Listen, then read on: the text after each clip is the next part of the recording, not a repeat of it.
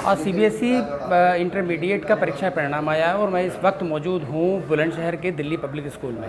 दरअसल Delhi public school में आज लोग खुश इस वजह से हैं क्योंकि दिल्ली पब्लिक स्कूल की 12वीं की छात्रा का जो रिज़ल्ट आया है वो 100% आया, मतलब 500 अंकों में से उसको 500 अंक मिले हैं। इस वजह से हर्ष का विषय स्कूल के जो टीचर्स हैं उनके लिए है और अभिभावकों के लिए तो है ही।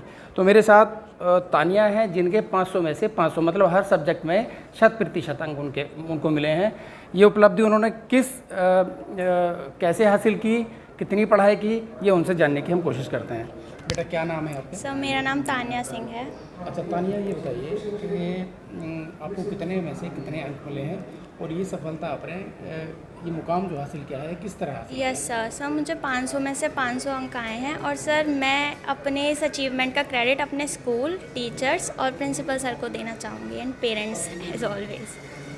अच्छा, कितनी पढ़ाई आप करते थे, किस तरह से प्रिपरेशन आप करते थे? सर मैं रोज़ एक टारगेट फिक्स कर लेती थी कि आज मुझे इतना कवर करना है। फिर मैं जब भी मेरा हो जाता था उतना ही करती थी। मैं एक दिन का टारगेट फिक्स कर लिया और वो फिर कितने भी घंटों में हो, घंटे का भी काउंट नहीं किए कि सिर्फ इतने ही घंटे पढ़ना है। जब टारगेट मेरा हो जाता था तभी मैं। अच्छा, आपके पास सब्जेक्ट कौन कौन से थे? सर मेरे पास था English, history, geography, economics and Hindustani vocal. अच्छा, सभी में ही 100% आपको मिले? जी। तो जो स्कूल का स्टाफ है, अभिभावक हैं, उनके लिए क्या कहना चाहती है और जो न्यू जनरेशन है, आपकी जो लेवल की जनरेशन है उसके लिए क्या कहना चाहती है? सर मैं उन सबसे यही कहना चाहूँगी कि कोई भी अचीव कर सकता है, सिर्फ कंसिस्टेंसी मेंटेन करने की ज़रूरत है। और सर जो टीचर्स ने वक्त दिया है उस पर फोकस करो, हो जाएगा। अच्छा, मुझे ये और बताइए कि आपके फैमिली का बैकग्राउंड क्या है, आप कैसे परिवार से आती हैं? सर मेरे पापा एक कॉन्ट्रैक्टर हैं और मेरी मम्मी हाउसवाइफ हैं। तो घर में तो कभी किसी के इतने हाई मार्क्स नहीं आए थे और पापा भी बहुत ज़्यादा खुश हैं। जी। तो माहौल मिलता था इस तरह से? यस सर, सब पूरा ऐसा इन्वायरमेंट प्रोवाइड करते थे मुझे कि जब भी मैं पढ़ती थी तो कोई डिस्टर्ब नहीं करता था। अलग रूम मुझे दिया हुआ था कि हाँ बैठ कर पढ़ो, तो कोई डिस्टर्बेंस नहीं होती थी। तो काफ़ी। उन बच्चों के लिए क्या कहना चाहेंगे जो आपके साथी हैं, जिनके किसी कारण से नंबर कम आ गए हैं, उनके लिए क्या कहना चाहेंगे? सर मैं यही कहना चाहूँगी, ये सिर्फ लास्ट स्टेप नहीं है, ये तो सिर्फ स्टार्टिंग है। और ज़रूरी नहीं है कि अभी कम मार्क्स आ गए तो आगे कुछ नहीं हो सकता। हमने ऐसे बहुत सारे लोग देखे हैं, इवन सिविल सर्विसेज में भी हमने ऐसे बहुत सारे लोग देखे हैं जिनके 10th या 12th में थोड़े कम मार्क्स आते हैं, लेकिन वो सिविल सर्विसेज में काफ़ी अच्छी रैंक ले आते हैं। तो सर 12th का रिजल्ट ही सब कुछ थोड़ी ना होता है, आगे भी बहुत कुछ है अचीव करने के लिए। तो ये ज़रूरी नहीं है कि अभी कम आ गए तो कुछ नहीं हो सकता, आगे भी बहुत कुछ हो सकता है। फ्यूचर की क्या प्लान है? सर अभी तो मैं ग्रेजुएशन में हिस्ट्री ऑनर्स करना चाहती हूँ और उसके बाद यूपीएससी सिविल सर्विसेज। जी। मेरे साथ दिल्ली पब्लिक स्कूल के प्रिंसिपल भी हैं। इनसे जानने की कोशिश करते हैं कि जिस बिटिया के ये 100% अंक जो है सीबीएसई 12वीं की परीक्षा में हासिल किए हैं, वो किस तरह से उसको प्रिपरेशन, उसको तैयारी किस तरह से कराई जाती थी और उसके बारे में और कुछ ऐसा। मैं सबसे पहले आपको नमस्कार और धन्यवाद देना चाहता हूँ। दिल्ली पब्लिक स्कूल के सभी टीचर्स ने, बच्चों ने इतनी मेहनत की कि ये हमारा रिजल्ट सीबीएसई टॉपर का तीसरी बार आया है। पिछले 3 साल से मेरे पास बच्चे 500 में से 500 अंक लेके आए हैं।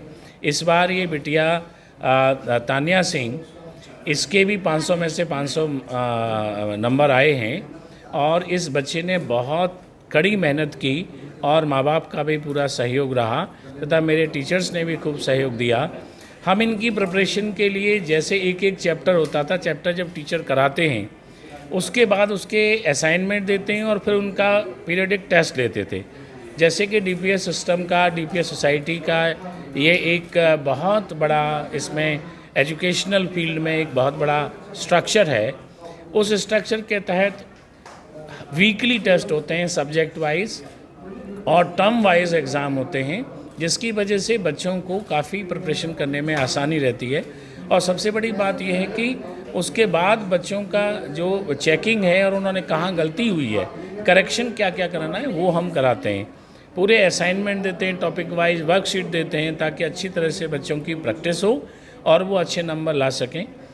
नंबरों के साथ साथ हम बाकी की चीज़ों में भी, एक्स्ट्रा एक्टिविटीज़ में भी पूरा ध्यान रखते हैं ताकि एक बच्चे की 360 डिग्री लर्निंग हो और वो एक सफल सिटीजन बने, न कि सिर्फ किताबी कीड़ा ना रहे। और वो तभी पॉसिबल है कि चाहे वो गेम्स हों, चाहे वो बाकी की एक्स्ट्रा एक्टिविटीज़ हों या और कोई भी एक्टिविटीज़ है, उन सब में पार्टिसिपेट करते हुए हम बच्चों को आगे ले जाते हैं। और कई हमारे पास ऐसे मेथड हैं कि हम बच्चों को खेल खेल में सिखाते हैं, एक्सपीरियंशियल लर्निंग से हम सिखाते हैं, उनका इंटरेस्ट क्रिएट करते हैं हमारे टीचर। क्लासरूम के अंदर ही सारी फैसिलिटी हम इनको देते हैं और बच्चे अपनी कड़ी मेहनत के बाद इस मुकाम तक पहुंचते हैं और मुझे बड़ी खुशी है। और मैं इसका श्रेय अपने डीपी सोसाइटी के चेयरमैन श्री वीके सुंगलू साहब को और हमारे स्कूल की चेयरपर्सन मैडम वृंदा स्वरूप जी को देना चाहूँगा कि उन्होंने पूरा सपोर्ट दिया है इस स्कूल सिस्टम को और हम एकेडमिक के फील्ड में अच्छा करें, उनका हमेशा आशीर्वाद रहता है। उनके लिए मैं धन्यवाद देना चाहूँ।